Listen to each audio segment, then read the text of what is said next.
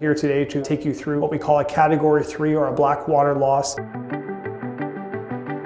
The second floor suffer what's called a drain stack or a drain line backup, where the drain line couldn't handle the capacity for the building and it essentially backflowed through the kitchen sink,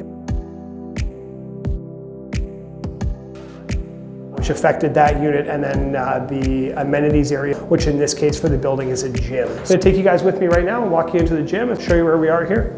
So obviously we've got our normal site protection down. This is a really neat product that we started using at Incredible. It's really good for these types of situations. It's called Gator Guard. Essentially what it does is a reusable site protection. It's more sustainable than the traditional product that we use. It's not a one-time use and throw away product, so we're using a little bit more. We're having great success with it, so neat way to see it in use here. So what I'm going to take you through here is the gym area, which obviously we've walked through. The majority of the gym, 60% of it is unaffected, so we've sort of had the equipment removed and left everything in place and have our site protection down. But in this area where I believe the weight machines and stuff were, we've had that equipment removed.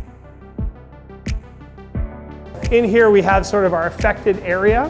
What you can see, the biggest thing you'll notice when you come in here comparably to the area that we were just in, is the rubber matting has been lifted and removed. Main reason for that is, unfortunately, with this loss with the water from above, the rubber matting actually became affected with the Category 3, the black water.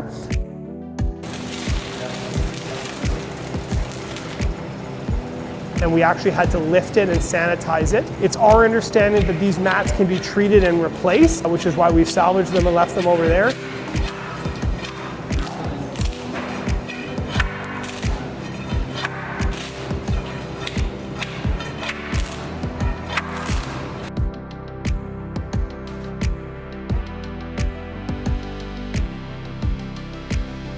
So you can see this is sort of the back side that has an adhesive on it. It's been bio-washed and completely sanitized, and I'll take you through what a bio-wash process here. But obviously this is going to require some work before it can go back on the floor. So it's up to the adjuster ultimately to manage the cost of the claim, and it'll be up to them to sort of look at it and say, does it make more sense for us to spend a bunch of time and money preparing this floor to be put back down by removing this glue, or is it more cost effective to go ahead and replace it completely? Something we'll explore with the adjuster and the strata when we get to that point, but obviously all that floor has been lifted and set aside for the time being. But at this point, basically what we've done down here is we've removed the floor, we've opened some areas. There's a concrete ceiling here, but there's some access areas that need to be treated where pipes were running, and then just a little bit of drywall removal.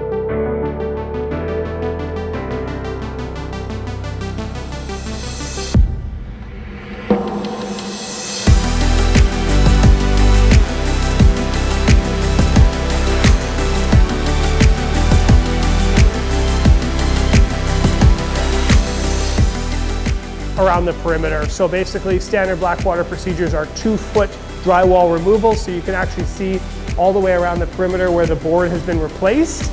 That board was removed, and then what we call fire separations or fireboarding was completed to restore that area.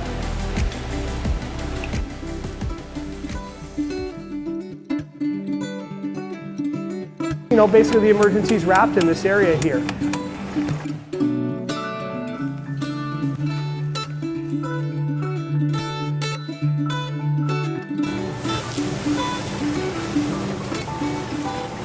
Is after you do the initial dry out of a Category 3 or a black water loss, you still want to make sure you sanitize and completely remediate the area. So what we essentially do is once the area is dry and all the demo is complete, we come back in and we apply a second application of antimicrobial solution to the areas, and it's a heavy saturation. So essentially we wet down all the surfaces that were wet with a sanitizing solution. So essentially saturate them, and then we set up all our drying equipment for a 24-hour period to actually run to ensure that we properly dry those areas that have been sanitized. After the bio-wash has been applied, we bring the drying equipment back in and we actually go ahead and we sanitize the area again. Now with that sanitizing process, we do a heavy saturation of moisture, so we need to put that drying equipment in for a 24-hour period and go ahead and dry out that area. So we refer to that as a bio-wash. Some people would call it a 2-step antimicrobial application, but essentially what it is after you've removed all the wet materials and you've dried out the structure, you apply antimicrobial to all the surfaces and ensure they get properly dried. This is what a Category 3 or a black water flood looks like in the aftermath. in a condo unit. So really, you pretty much take everything down to the studs from 2 feet below. Floor's got to come out, drywall, any porous materials such as cabinetry, moldings, all those types of things get removed, set aside, determine what can be salvaged, what can't. Just take you through the unit here and kind of run you through what happened. So obviously you can see the typical kitchen layout here. There's an island with a sink and a dishwasher attached. Here's where the stack comes up. So this is the actual pipe that got blocked. That's what we call a stack. So that's actually shared with a number of units above, feeding down to the vertical drains would then feed into the horizontal drains down the parking garage.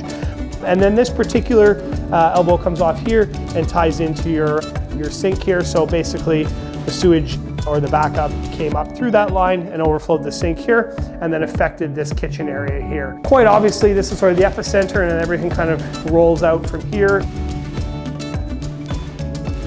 All the cabinetry's been disassembled and set aside. The main reason we do this, if we do or need to replace it, we have the original boxes. We can figure out what the layout was, who the manufacturer was to make sure we get the same product. We've obviously got our appliances here as well. And one of the other things that is extremely important is just bagging up all the little bits and pieces, the sample bags, to make sure that we have all the parts to go back together.